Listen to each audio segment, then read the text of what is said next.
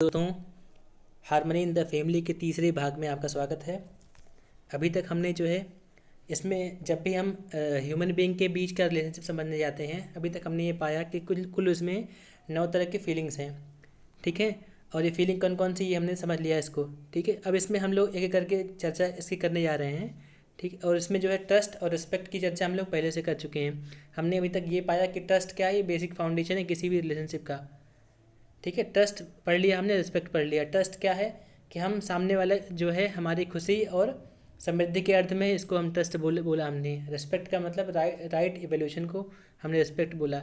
अब जो है हम लोग इसके आगे अफेक्शन पढ़ने आ रहे हैं। ठीक है, अफेक्शन का मतलब होता है कि हम सामने वाले से संबंधी होने का जो भाव है उसी को हम लोग अफेक्शन बोलते हैं। मतलब सामने the feeling of being related to other is called affection, कि सामने वाला भी हमारा सगा संबंधी है, जो इसका भाव है उसी को हम लोग अफेक्शन बोलने जा रहे हैं। ठीक है, हमें ये चीज़ समझना है कि सामने वाला हमसे रिलेटेड है नहीं, या उसको हमको समझना नहीं है, हम हैं ही। ठीक है, we all are related to each other. ठीक है, we have not to understand this, we already are attach to everybody. ठीक है, अब यहाँ से पढ़ते हैं, जब हम इसको जहाँ अफेक्शन नहीं होता तो वहाँ पे क्या होता है, अपोजिशन होता है और जेलसी होती है। ठीक है, इसलिए हमें जो है अफेक्शन को मेंटेन करना है। इसके बाद हमारा जो है अगला जो है इसमें फीलिंग थी वो थी केयर और गाइडेंस।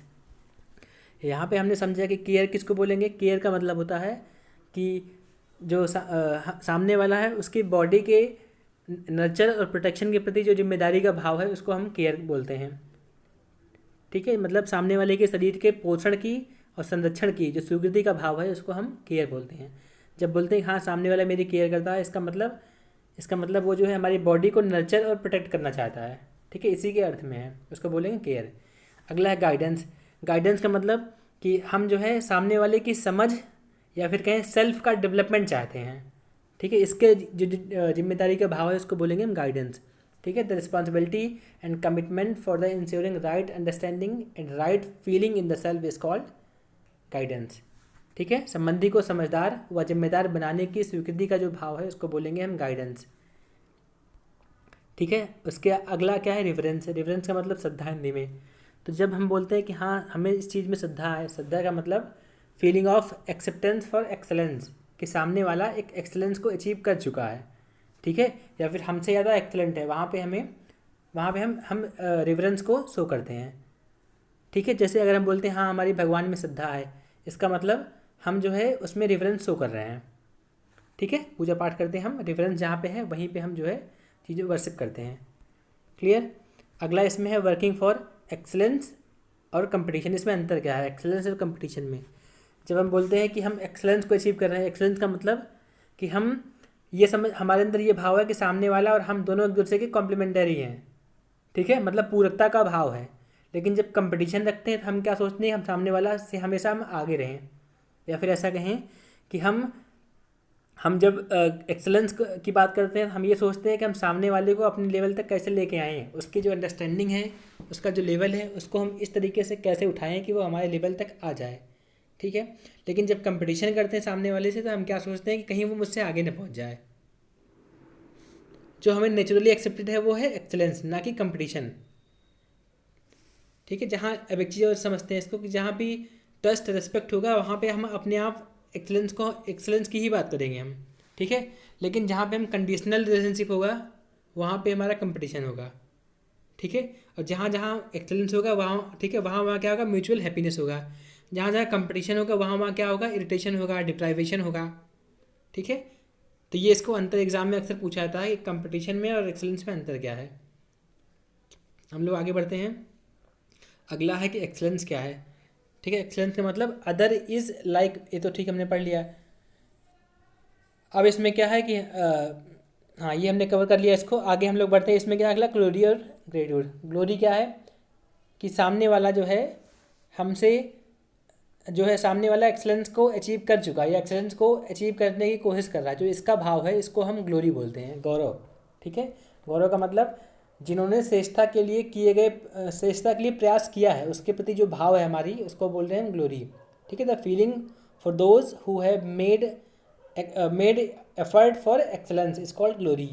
और ग्रेटिट्यूड या फिर आभार या फिर कृतज्ञता क्या है कि अगर सामने वाले ने कि कुछ हद तक या कुछ लिमिट तक हमारे एक्सलेंस को बढ़ाने की कोशिश की है तो हम उसके प्रति आभारी होते हैं या फिर कृतज्ञता अपनी शो करते हैं। ठीक है, उसको बोल रहे हैं ग्रेटिट्यूड। तो इसमें लिखा क्या है, जिन्होंने मेरी श्रेष्ठता के लिए प्रयास किया उनके प्रति जो भाव है उसको बोल रहे हैं हम कृतज्ञता। ठीक, feeling for those who have made effort for our excellence. ठीक है, तो ये 9 फीलिंग हमने पढ़ लिया, इसमें हमने ये पाया।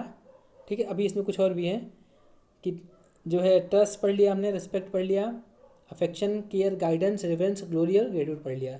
अब आगे हम लोग पढ़ने जा रहे हैं, ठीक है, लव, जो कि अल्टीमेट फीलिंग है। अब इसको पहले हम लोग ये समझ लेते हैं कि जब हम ये सोचते हैं कि हम किसी से संबंधित नहीं हैं तो हमारे अंदर, ठीक है, हमारे अंदर क्या अपोजिशन का भाव आता है। जब हम बोलते हैं हम किसी एक से संबंधित हैं, ठीक है, या फिर कई सारे लोगों से, तो ये एक अफेक्शन की फीलिंग है। जब हमारे अंदर ये फीलिंग आती है कि हम हर किसी से संबंधित हैं, ठीक है, the feeling of being related to all is called love. ठीक है,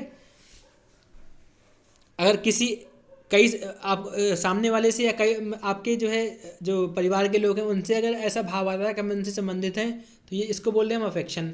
लेकिन अगर वही चीज़ आगे एक्सटेंड होती है फर्दर, अगर वो सबसे संबंधित होने का भाव है उसको बोल रहे हैं हम लव। ठीक है, अभी तक हम क्या समझते आए हैं कि लव जो है पहले होता है, बाकी फीलिंग बाद में आती है, लेकिन एग्जैक्टली क्या है, इसका उल्टा है। ठीक है, लव जो है सबसे बाद में आता है, बाकी सब फीलिंग होने के बाद, क्योंकि लव जो है एक अल्टीमेट फीलिंग है, ये बाकी सब कंप्लीट हो जाएगा उसके बाद आता है।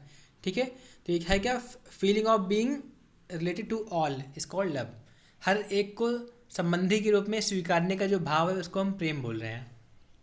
ठीक है, मतलब एक से हम अनेक लोगों में भाव, अगर हम जो है संबंधी होने का भाव तलाश रहे हैं उसको बोलेंगे स्नेह है या फिर अफेक्शन। अनेक से हर एक में, ये फिर हमारा कंप्लीट वैल्यू लव है। ठीक है, और जो लव की फीलिंग है वो कहीं ना कहीं हमारे बिहेवियर से रिफ्लेक्ट होती है in the form of kindness, compassion और बेनिफिशियंस। मतलब दया, कृपा और करुणा के रूप में हमारी बिहेवियर में वो कहीं ना कहीं रिफ्लेक्ट होती है। ठीक है, तो ये चीज़ें आप इसको पढ़ लीजिएगा, इसको चेक करना है। इसके बाद ये इंपॉर्टेंट स्लाइड्स है हमारी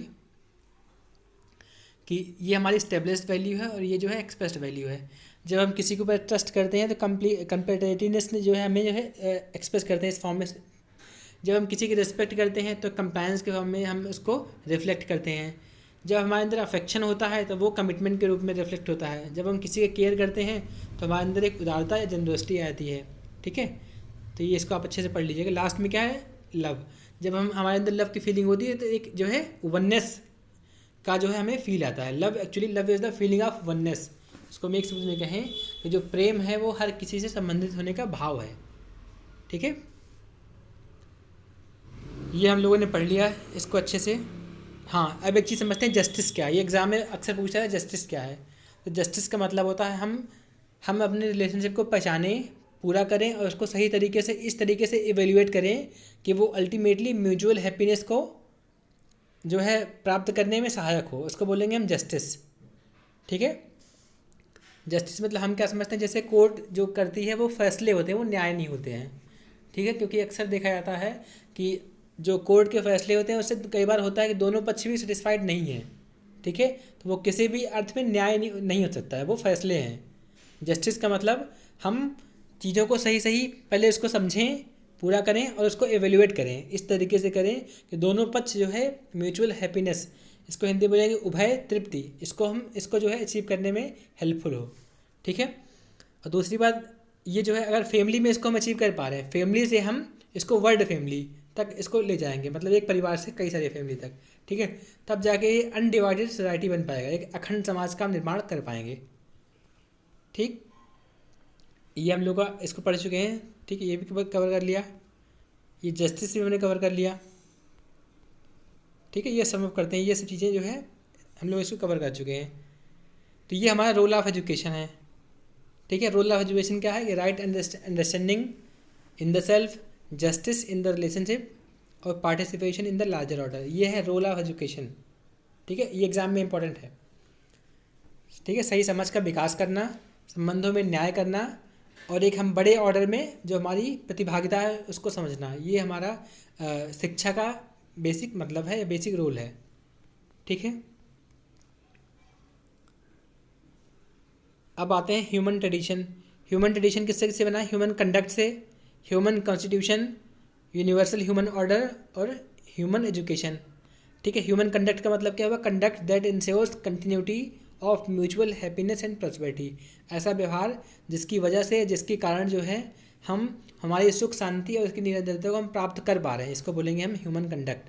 ठीक है, अगला है ह्यूमन कॉन्स्टिट्यूशन। ठीक है, ये क्या है? Nature for society of people living together in a relationship of mutual fulfilment.